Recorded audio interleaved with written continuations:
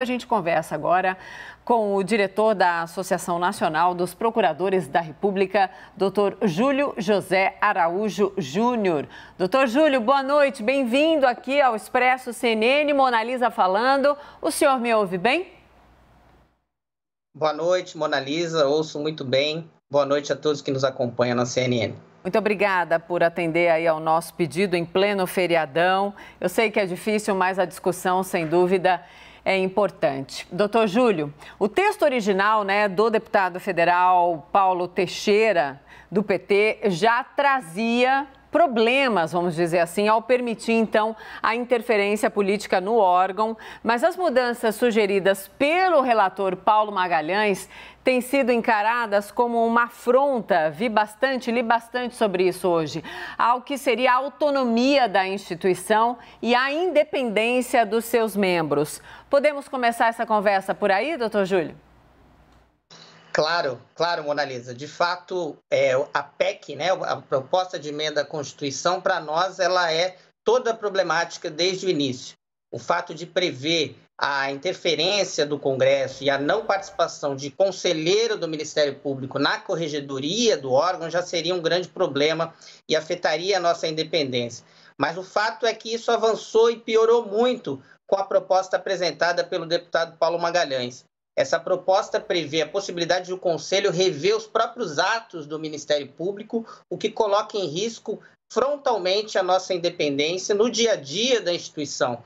Temas de grande relevância em que os procuradores, promotores de justiça estiverem atuando, podem ser revistos, segundo, se essa proposta for aprovada, podem ser revistos por uma atuação do Conselho. E isso, para nós, atinge o coração da nossa instituição e a própria existência dela, por isso estamos tão mobilizados pela rejeição dessa PEC. Sim, doutor Júlio, eu vou colocar o nosso time todo para conversar, tem outras perguntas também, mas vamos fazendo rodadas, assim eu acho que fica até mais interessante. Por favor, Renata Agostini, chega no papo também, minha querida. Vai, doutor Júlio, boa noite. Há uma série de atos programados por integrantes do Ministério Público ainda nessa semana, justamente para marcar ali uma oposição a essa proposta. De forma prática, o senhor entende que a mobilização dos procuradores, também dos promotores, ela tem o condão de alterar o encaminhamento dessa medida no Congresso? Ou esse tipo de mobilização acaba sendo mais uma forma simbólica de mostrar que há problemas no projeto que tem sido debatido? Eu creio que, boa noite, claro, e eu creio que é natural que, a partir de uma proposta tão grave como essa, que a nossa carreira se coloque à disposição para o debate com a sociedade, e a mobilização em torno da reação a essa PEC faz parte disso. Nós queremos chamar a atenção para a gravidade desse problema, um tema que não foi debatido, que foi apresentado de sopetão. Os temas que vinham sendo discutidos na Comissão de Constituição e Justiça, na Comissão Especial, não tinham nada a ver com esse texto. Então, é natural que a nossa carreira, as carreiras de promotores de justiça, que haja uma mobilização para mostrar para a sociedade, mostrar para o parlamento que o texto deve ser rejeitado, que não deve ser levada adiante essa proposta e que nós estamos, sim, à disposição de discutir pelo aperfeiçoamento, pela melhora da nossa instituição, mas que o caminho não é esse. Yuri Pita, chega também, por favor. Obrigado, Mona Lisa. Boa noite, doutor Júlio. Obrigado por estar conosco. E vou continuar de onde o senhor deixou, que são esses aperfeiçoamentos. Os defensores da PEC dizem que o Conselho Nacional do Ministério Público precisa ser aperfeiçoado, fazem a crítica de que seria leniente em relação a abusos cometidos por integrantes do Ministério Público. Queria perguntar, obviamente, como o senhor rebate essas críticas, se existe leniência ou não por parte do Conselho Nacional do Ministério Público e qual, ao seu ver, seriam os aprimoramentos que poderiam ser feitos e aceitos pela categoria, pelos integrantes do Ministério Público, que não esses que estão sendo propostos pela PEC. Boa noite. Ótima pergunta. Eu creio que a gente tem que pensar o CNMP ao lado do CNJ. Assim como o Conselho do Ministério Público nós temos o Conselho Nacional de Justiça, e eles estão, segundo o Supremo Tribunal Federal, em simetria. São órgãos de controle interno das nossas instituições. E aí entra um ponto essencial para a gente pensar o funcionamento deles. Eles têm que ter uma participação majoritária dos integrantes dessas instituições. E isso não significa corporativismo. Se analisarmos as estatísticas, nós percebemos que o CNMP instaurou e julgou muito mais processos que o próprio CNJ, que sequer é objeto de proposta de emenda à Constituição. Há diversos casos que vêm sendo analisados pelo CNMP. Então, a gente não tem, de fato, essa situação de que há leniência em relação a casos, eventuais abusos de procuradores e de membros do Ministério Público. O que a gente pode fazer, e isso é fundamental para a melhoria da nossa instituição, é melhorar e aperfeiçoar os mecanismos de transparência dela, garantir, por exemplo, que a escolha dos conselheiros do Parlamento acompanhe, sabatine o trabalho que vem sendo realizado, porque isso já está previsto. É necessário que os nossos processos sejam devidamente escrutinados e analisados com muita transparência pela sociedade. E é fundamental que a sociedade discuta mecanismos de participação social, tanto no Conselho como nas estruturas da nossa instituição. Essas medidas realmente poderiam oxigenar o funcionamento do Conselho Nacional do Ministério Público.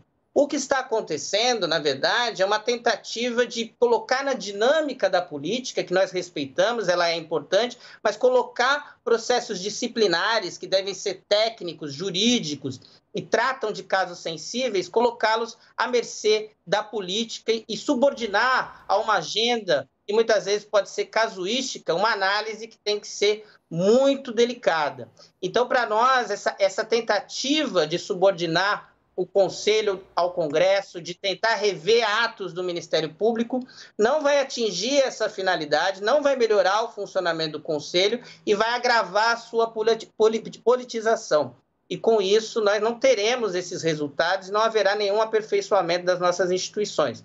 Ao contrário, vai haver um ataque à sua independência e uma situação em que a sua própria existência, do jeito que a Constituição de 88 previu, estará em risco.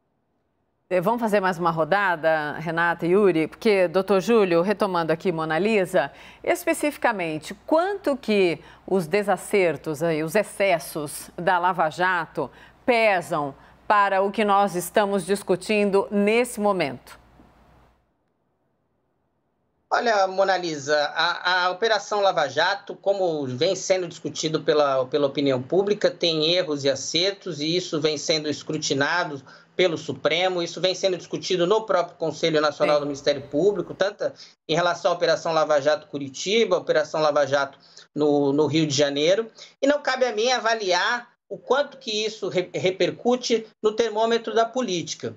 O que eu entendo que é fundamental nesse debate é que uma discussão de emenda à Constituição, de alteração do texto constitucional, não pode ser movido unicamente por um caso ou outro. Porque se nós subordinamos o pensamento sobre o desenho das instituições a partir de uma situação ou outra, de se agiu bem ou agiu mal em determinado caso, a gente perde a oportunidade de pensar modelos efetivos de avaliação e, de fato, de concretização de controles. Porque o que nós podemos dizer? Se agiu bem ou mal um conselheiro ou conselho no CNMP, é possível, o Congresso já tem hoje mecanismos para analisar a atuação daquele conselheiro, sabatiná-lo, cobrar quando dá análise de sua indicação, e para isso a gente não precisa pensar em alteração de um desenho como um todo. Como eu disse, o Conselho tem atuado, há um índice elevado de processos de instauração, e isso não quer dizer que a gente não pode melhorar e aperfeiçoar o funcionamento da instituição, mas isso deve ser feito olhando para uma participação da sociedade, olhando para um debate amplo com a instituição e de jeito nenhum afetando a sua independência. Sim, seria aperfeiçoar sem enfraquecê-la, né? Sem dúvida. Doutor Júlio, vamos continuar então no papo. Renata, chega mais uma vez, por favor. Doutor Júlio, gostaria de falar sobre um dos pontos que surgiram nesse debate, que se refere sobre a possibilidade de se anular atos dos procuradores. Ou seja, o Conselho Nacional do Ministério Público pode punir, a depender do caso, né, um procurador, mas os atos praticados por ele se mantêm. A discussão é, então, se esses atos poderiam, então, ser anulados, contestados pelo próprio Conselho Nacional do Ministério Público. A NPR se manifestou de forma contrária a esse tipo de medida desde o início, mas gostaria que o senhor explicasse melhor, porque quem está de fora pode pensar... bem, se houve uma punição, se há um entendimento de que aquele procurador não agiu conforme a lei, por que não também repensar os atos cometidos por ele? Essa pergunta é fundamental para a gente entender um dos pontos mais graves dessa proposta. A PEC, o que ela coloca? Ela diz que em procedimentos que não tenham um caráter não disciplinar, ou seja, um procurador está atuando, investigando uma pessoa, analisando violações de direitos ambientais, por exemplo, na Amazônia, ele está violando uma situação grave na segurança pública. Durante a apuração desse procedimento, se alguém provoca o Conselho, independentemente de haver uma análise de questão disciplinar, ou seja, se ele cometeu uma falta ou não, se ele agiu de uma maneira abusiva ou ilícita, o Conselho, por essa proposta, poderia suspender esse ato e rever esse ato, sob o argumento de uma interferência política e conceitos genéricos de ordem pública. Isso para nós é muito grave, porque o Conselho Nacional do Ministério Público não pode revisar o que a gente chama de atuação finalística do Ministério Público. Ele está ali para acompanhar situações administrativas, organizacionais da instituição e, sim, analisar processos disciplinares, ou seja, quando o procurador, o promotor, o membro do Ministério Público comete algum tipo de falta. Essa proposta não diz isso. O que ela diz está apurando determinada questão, houve uma provocação, está investigando determinada questão, uma questão de saúde, uma questão de educação, uma questão de combate à corrupção. O Conselho, uma vez provocado, teria a prerrogativa e a possibilidade de suspender. Hoje, isso não é possível. A atuação do Ministério Público tem, sim, os seus órgãos revisionais e tem a possibilidade de trazer as questões ao Judiciário, que vai realizar o controle dos seus atos. Quando a gente coloca esse poder para o Conselho, a gente está afetando, de fato, a independência do membro do Ministério Público que poderia analisar aquela questão. E a gente subordina toda essa atuação a um olhar vago e genérico sobre a correção ou não do encaminhamento que o membro do Ministério Público deu ao caso. É por isso que nós somos contra e entendemos que ela é inconstitucional.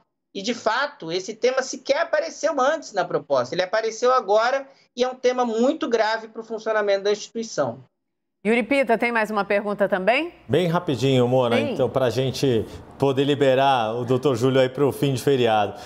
A Mona já tocou nesse aspecto e não dá para a gente tirar do contexto em que essa PEC foi apresentada a recente mudança que aconteceu na lei de improbidade administrativa. E toda essa, não à toa a PEC está sendo apelidada de PEC da vingança como uma reação ao que aconteceu no período da Lava Jato, enfim, o período de ascensão, né, de auge do lavajatismo e agora uma reação ao que ocorreu. Mas eu queria perguntar ao senhor, doutor Júlio, se o senhor vê que isso é uma reação da classe política apenas relacionada a essas investigações envolvendo corrupção, envolvendo atos diretamente de gestores públicos, ou se teria a ver também com outras atuações do Ministério Público em outras áreas, como, por exemplo, na educação, nas questões ambientais, questões indígenas, se o senhor também vê essa mobilização que está ocorrendo no Congresso como uma reação à atuação do Ministério Público também nessas outras questões que não só as que envolvem corrupção.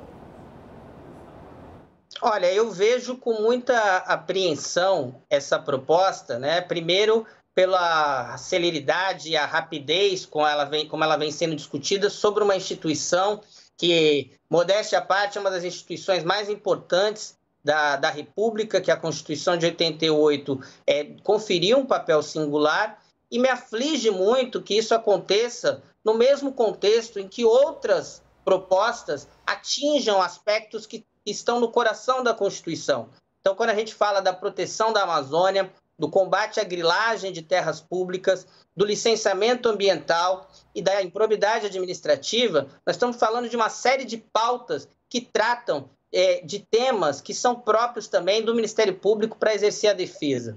Infelizmente, houve várias propostas que têm esse mesmo viés, esse olhar de flexibilização, desregulamentação, e creio que o Ministério Público, na qualidade de defensor dessas pautas do meio ambiente, dos povos indígenas, do combate à corrupção e da probidade administrativa, não pode ser enfraquecido, ainda mais num momento como esse.